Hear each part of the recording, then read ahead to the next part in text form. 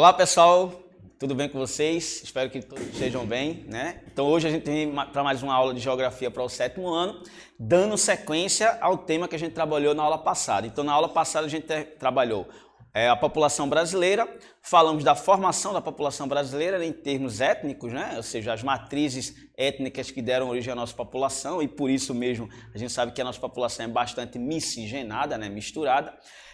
A gente falou também sobre o crescimento da população brasileira, né, que nos últimos tempos tem sido bastante pequeno em relação a décadas atrás. Hoje o crescimento da população brasileira aí não chega a 1%, né, ao ano, então a tendência é de queda. E também falamos um pouco sobre a distribuição da população na superfície do nosso território. E hoje a gente traz a segunda parte desse conteúdo sobre população, trabalhando na parte de estrutura e migrações, né, da população brasileira, tá? Conto com vocês, espero que vocês gostem desse conteúdo. Então, para início de conversa, eu queria destacar aqui o seguinte: quando a gente fala da estrutura da população, a gente está querendo falar de quê? Bem, então a gente está querendo, na verdade, abordar uma perspectiva que é o seguinte: a gente vai falar da população e como ela pode ser classificada de acordo com alguns critérios. Por exemplo, a gente tem uma classificação da população, uma estrutura da população que pode ser por idade, ou seja, a estrutura etária.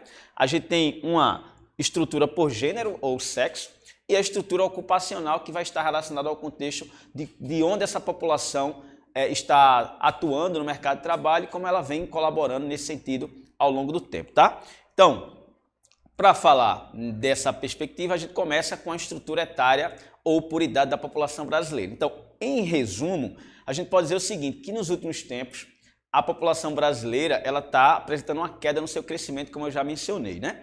E a taxa de fecundidade, que corresponde ao número de filhos por mulher, também tem diminuído. E também, logicamente, a natalidade.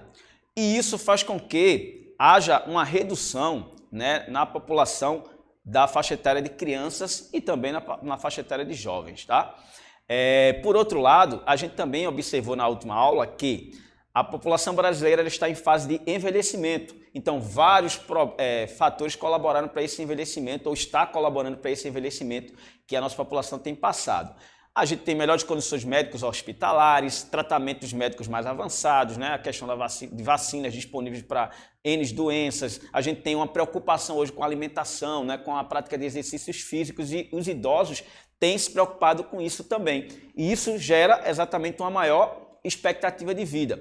Então, enquanto a população jovem tem diminuído, o percentual de idosos tem aumentado. Então, o gráfico aqui mostra essa tendência. Então, a linha verde demarca aí um crescimento, né?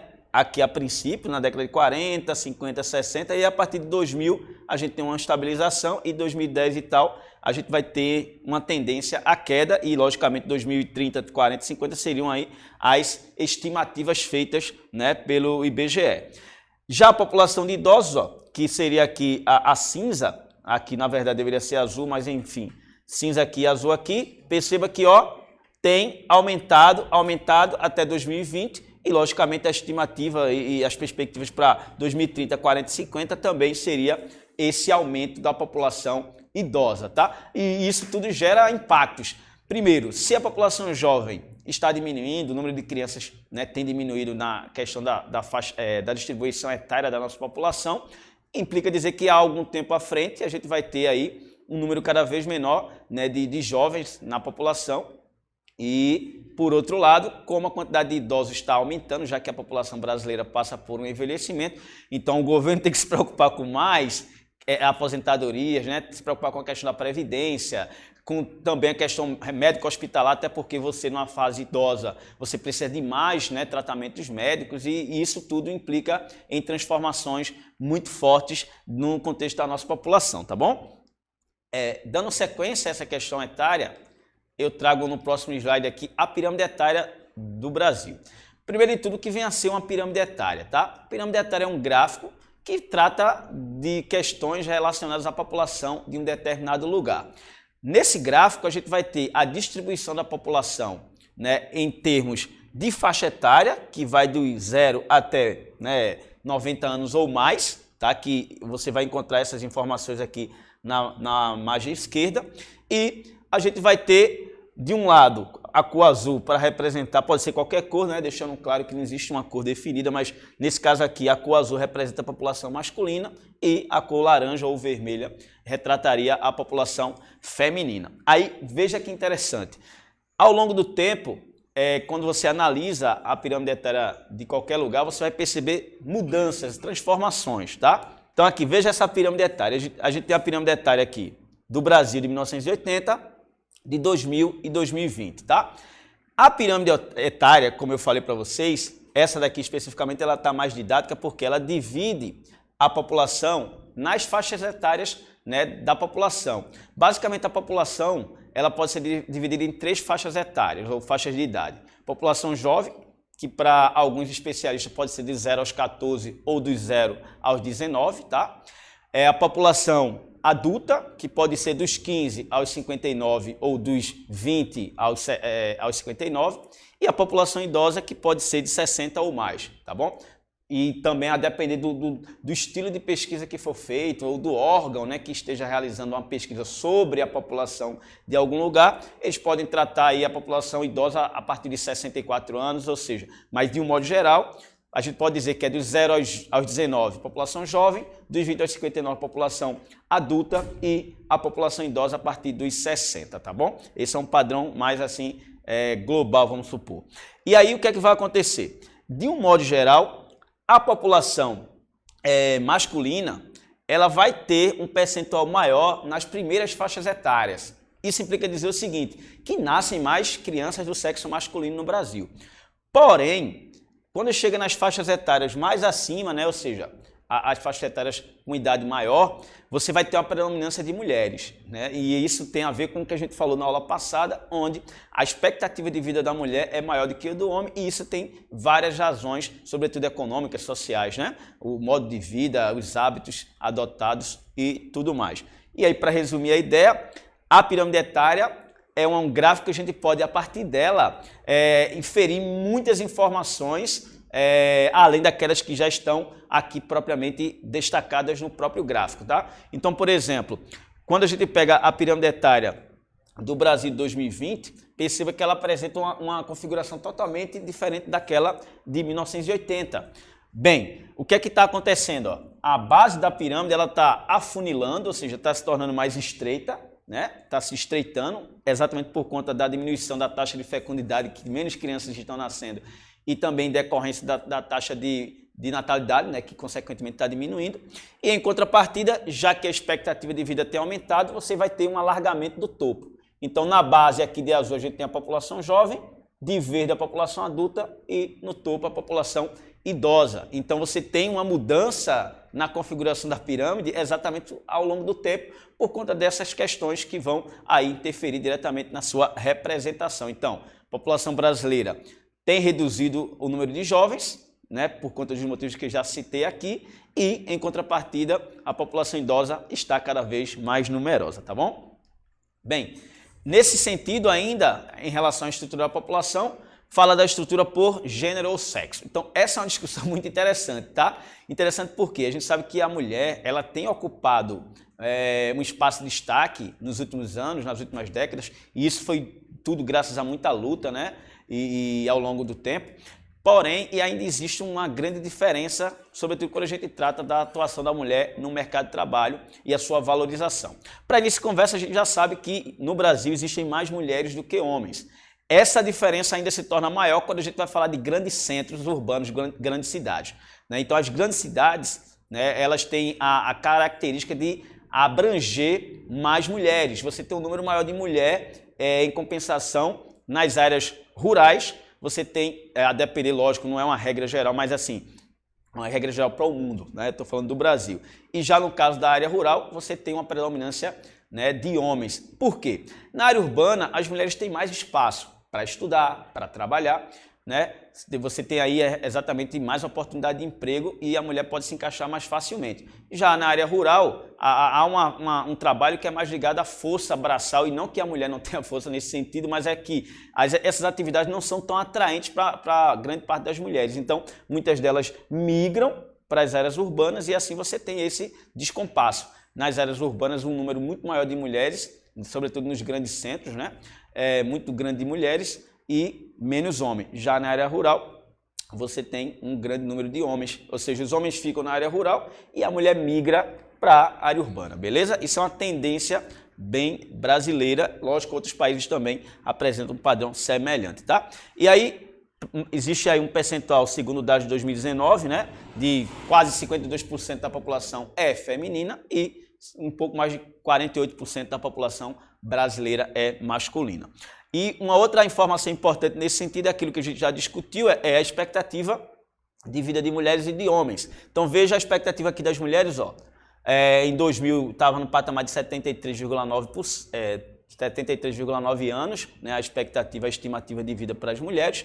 Depois, em 2013, subiu para 78,5 e estima-se, né, através das projeções, dos cálculos aí feitos com base nos dados atuais, né, observando a tendência, é que a gente vai chegar em 2060 com expectativa de vida para as mulheres de mais de 84 anos. Já no caso dos homens, né, você vê que em 2000 era 66, 2013 71,2 e a estimativa para 2060 é que cheguemos aí a 78 anos a expectativa de vida. Percebam que é uma diferença aí, no caso, né, de mais de 6 anos entre homens e mulheres, tá?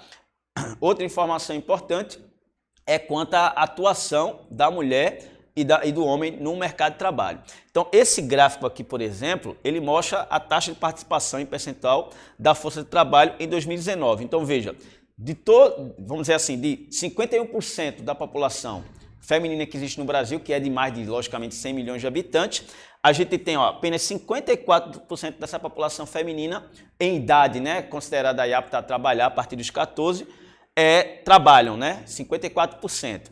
Enquanto, no caso dos homens, daqueles que estão aptos a trabalhar, você tem um percentual de 73,7%. Eu sei que está pequeno a informação, mas em resumo é isso. Das mulheres aptas a realizar trabalhos no momento, você tem 54% delas atuando, né, no mercado de trabalho e, no caso dos homens, da população masculina que está apta a realizar alguma atividade remunerada, você tem aí 73% deles, quase 74% deles estão ocupados. Deles, no caso, né, eu faço parte também desse grupo, tá bom? E isso é importante para perceber que ainda existe uma predominância de homens exercendo atividades remuneradas, embora essa tendência tenha sido modificada, né, ou mesmo essa diferença tenha diminuído com o passar dos anos, logicamente pelo aquilo que eu discuti, onde você percebe que as mulheres, né, elas estão cada vez mais inseridas em várias atividades. Você pode observar sua mãe, sua tia, sua irmã, sua prima ou alguém conhecida,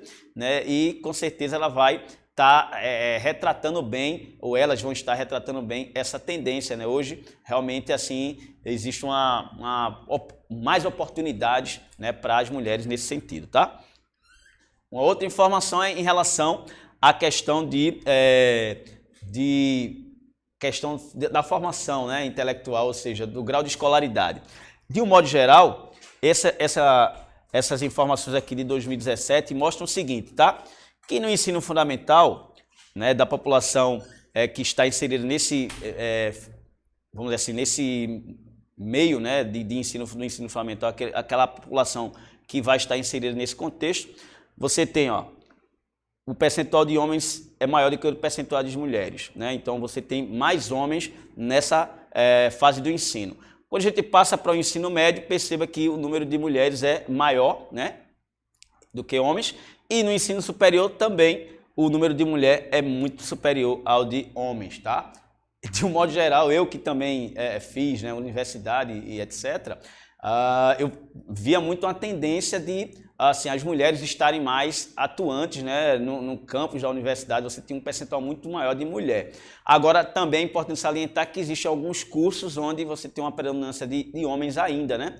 Eu, por exemplo, fiz o curso de licenciatura em Geografia pela Universidade Federal de Pernambuco e na situação onde eu estudei, né, eu tinha um total de 40 alunos que entraram, né, no curso para fazer o curso de licenciatura e desses 40, 30 eram homens e 10 eram mulheres. Aí você tem uma tendência a depender do curso. Nos cursos de pedagogia, serviço social, né, e nos cursos de saúde você tem um número muito grande de mulheres.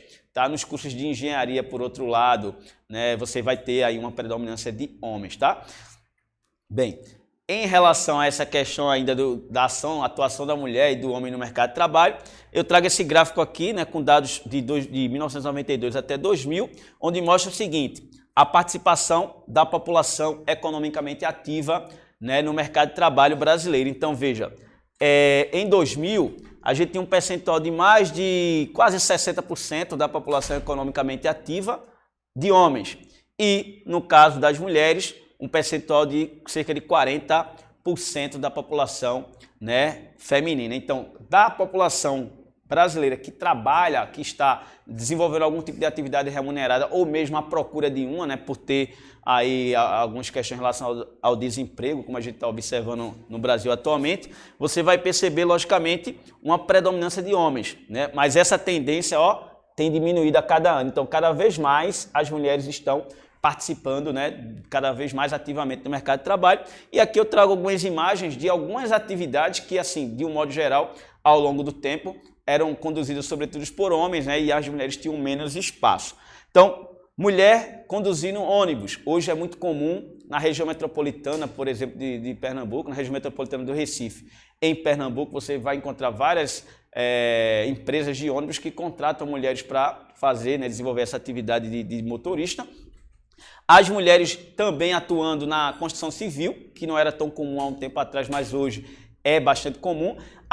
Lógico que o trabalho mais pesado ainda, né, não é tão comum para a mulher, mas no contexto da construção civil você tem atividades que são essencialmente femininas, sobretudo na parte que vai tratar dos detalhes, vamos dizer assim, né, de um prédio, de uma casa, dos apartamentos e tudo mais. E também a parte de limpeza, tá bom? Mulheres astronautas, mulheres no espaço, hoje é uma realidade, né? Então, você tinha no passado, por exemplo, a gente falou das idas, né, do homem até a Lua, e a primeira expedição realizada pela Lua em 1969, né, foi feita por uma equipe de 3 astronautas, homens, né?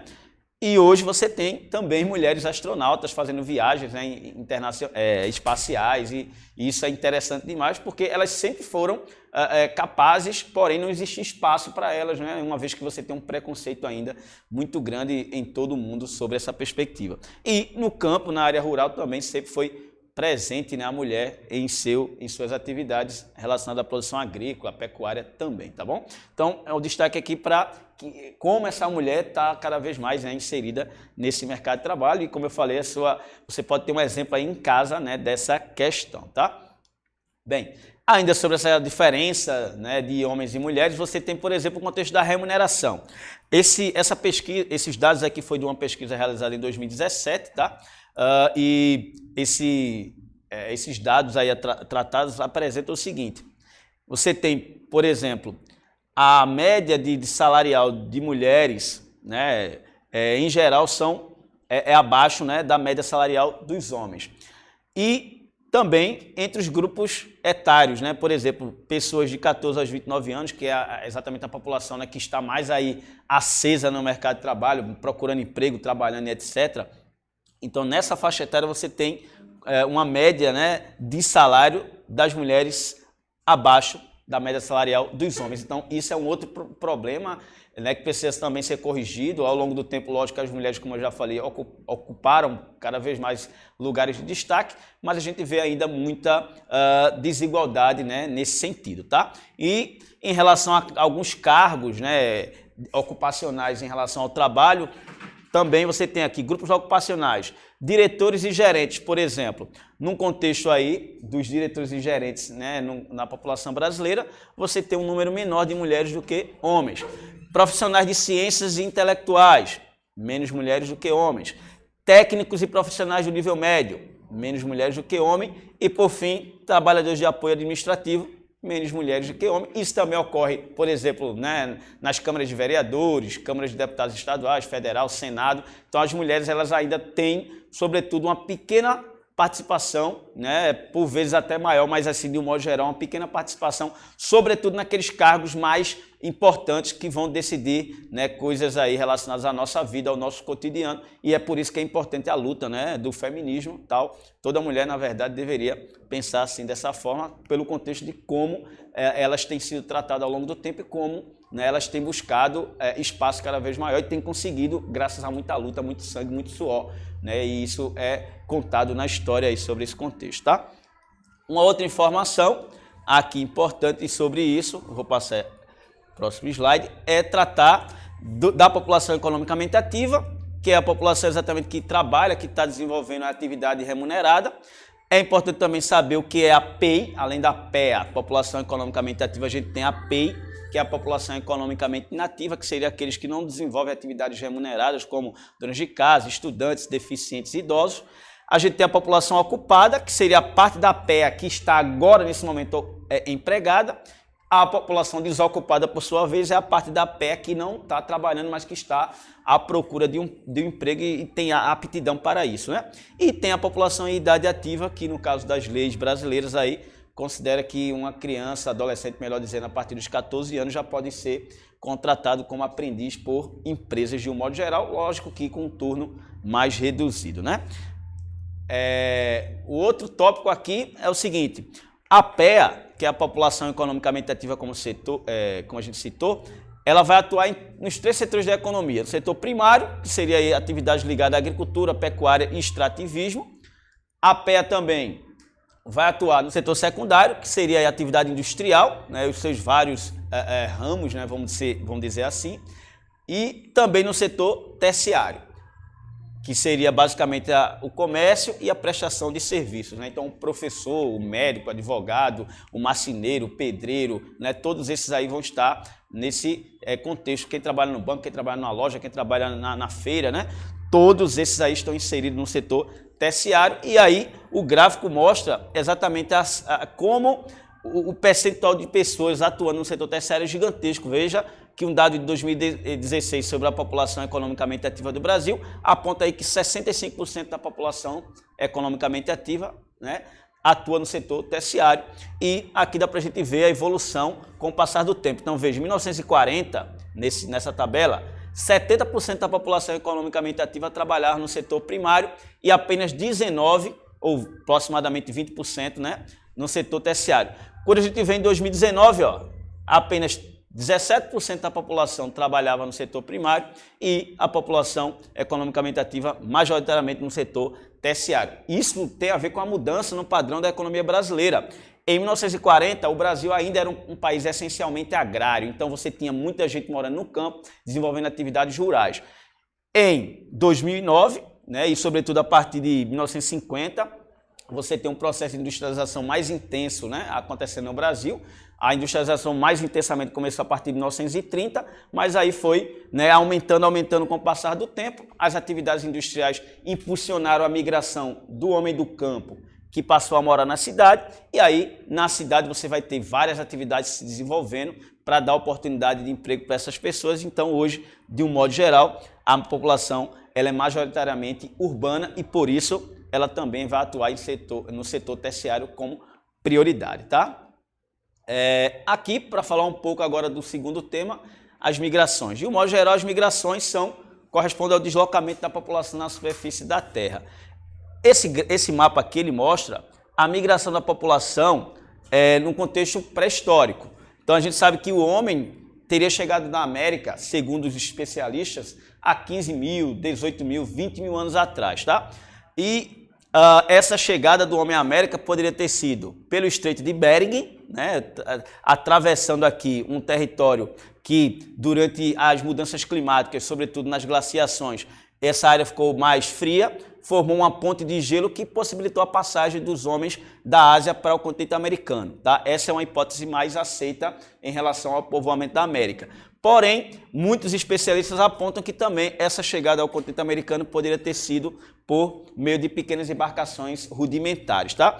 Existem pesquisadores brasileiros, sobretudo uma delas chamada Niede Guidon, que ela diz que a ocupação da América teria acontecido aí há mais de 100 mil anos, que inclusive encontrou aqui evidências de fogueira, né, restos fossilizados de fogueiras, artefatos aí humanos, né, ferramentas e utensílios de mais de 100 mil anos, então aí mostrando que essa ocupação teria sido bem mais antiga, né? Então esses povos nativos que vieram a partir desse contexto do povoamento da América é que deram origem aos povos nativos brasileiros chamados, né, de forma genérica de índios, tá?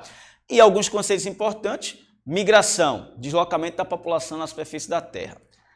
Essa migração, ela pode ser de saída, quando uma pessoa sai de uma área de origem e vai para um outro local, e aí a gente vai ter a emigração, o E no início, da ideia de saída, e imigração com o I no início seria a chegada de pessoas, tá?